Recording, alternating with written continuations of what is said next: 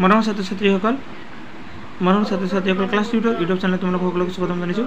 আজি মই চতুৰ্থ শ্ৰেণীৰ আমি আৰু আমাৰ পৰিৱেশ যিটো কিতাপ আছে তাৰে পাঠ নম্বৰ 6 বায়ু আৰু আমাৰ চৌপাশ নামৰ পাঠটোৰ প্ৰশ্ন উত্তৰসমূহ প্ৰথমৰ পৰা শেষলৈকে আলোচনা কৰিছোঁ। ভিডিঅ'টো তোমালোকৰ ওচৰত ভাল লাগিলে লাইক কৰিবা আৰু লগতে চেনেলটো ছাবস্ক্ৰাইব কৰিবলৈ পাহৰি নাযাবা আৰু বন্ধু-বান্ধৱীসকললৈ অৱশ্যেই শ্বেয়াৰ কৰিবা। আহি এতিয়া তোমালোকৰ মূল প্ৰশ্নলৈ যাওঁ। তো তোমালোকৰ প্ৰথম প্ৰশ্ন চোৱা কি কৈছে। প্ৰথম প্ৰশ্ন হৈছে উত্তৰ লিখা। তাৰ ক নম্বৰটা হচ্ছে তোমালোকৰ বায়ু কি।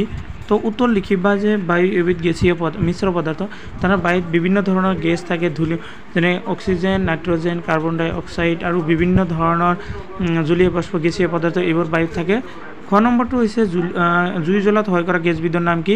এইটো তোমালোকে উত্তৰ লিখিবা জুই জ্বলাত সহায় কৰা গেছবিধৰ নাম হ'ল অক্সিজেন আৰু এইটো মনত ৰাখিবা জুই নমুৱাত সহায় কৰা গেছবিধৰ নাম হৈছে কাৰ্বন ডাই অক্সাইড। গ নম্বৰ হৈছে উশাহত লোৱা বায়ু কেনে হ'ব লাগে। উত্তৰটো লিখিবা উশাহত লোৱা বায়ু নিৰ্মল আৰু স্বচ্ছ হ'ব লাগে। তাৰপিছত ঘ নম্বৰ বতাহ কাক বোলে। উত্তৰ লিখিবা চলাচল কৰা বায়ুকে বতাহ বুলি কোৱা হয়। তোমালোকৰ 2 নম্বৰৰ প্ৰশ্ন কৈছে খালী ঠাইবোৰ কৰা। তাৰে ক নম্বৰ আমি পাম যে বায়ু আমি চকুৰে দেখা এইটো ডেছ নাপাওঁ। খ নম্বৰ কৈছে জোৰেৰে বলা বতাহ কি বোলে ধুমুহা বোলে। উদ্ভিদে বায়ুৰ পৰা ঢেছ গেছ সংগ্ৰহ কৰি প্ৰটিন তৈয়াৰ কৰে এইটো হ'ব নাইট্ৰোজেন। ঘ নম্বৰ ডেছ বায়ু স্বাস্থ্যৰ বাবে হানিকৰ এইটো দূষিত। দত সুগৰ দু মধুৰ হওঁতে চিগাৰ সি এটা দূষিত। এবাৰ 3 নম্বৰ কৈছে শুদ্ধটো ডুবাইছে উলিয়াই টিক চিন দিয়া মানে ৰাইট চিহ্ন দিব দিছে। নিৰ্মল বায়ুৰ বৰণ আছে নাই এইটো মানে দিবা নাই। বায়ু আমি দেখোঁ বা অনুভৱ কৰোঁ বায়ু আমি অনুভৱ কৰোঁ কাৰণ আমি বায়ু চকুৰে দেখা নাপাওঁ।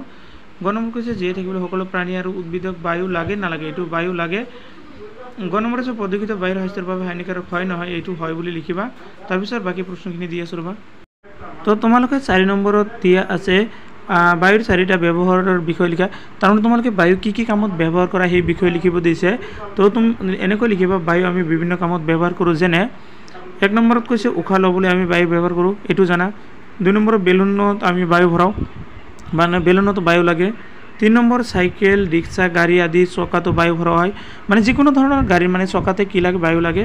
আৰু 4 নম্বৰত হৈছে বায়ু থকাৰ বাবে চক্ৰী ঘূৰে মানে বায়ু থাকিলে চক্ৰী ঘূৰে।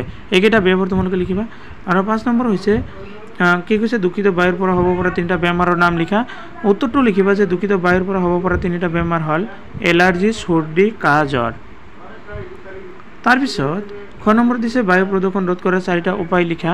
তো তোমালোকৰ বায়ু প্ৰদূষণ ৰোধ কৰাৰ মানে বায়ু কেনেকৈ আমি ৰক্ষা কৰিব পাৰিম তাৰ 4টা উপায় হ'ল 1 নম্বৰ আছে গছ গছনি বেছিকৈ ৰোপণ কৰি বায়ু প্ৰদূষণ কৰিব পাৰোঁ। তাৰমানে ইয়াৰ দ্বাৰা কৈছে যে আমি যিমান গছ গছনি ৰোপণ কৰিম সিমানে আমি বায়ু বেছি ভাল বায়ু পাম সেইকাৰণে আমি গছ গছনি বেছিকৈ ৰুব লাগিব।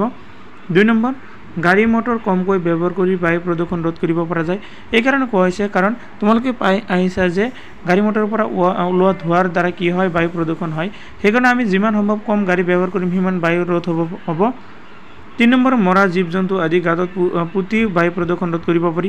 এইটো তোমালোকে জানা যে মৰা জীৱ জন্তু যদি আমি এনে য'তে ত'তে পেলাই থওঁ এইটো গন্ধটো ওলাই বায়ুৰ লগত মিলি যায় মানুহৰ নানান ধৰণৰ বেমাৰ হ'ব আৰু বায়ু নষ্ট হয়। সেইকাৰণে মৰা জীৱ জন্তু আমি যদি মাটিৰ তলত পুতি থওঁ তেনেহ'লে ভাল হ'ব।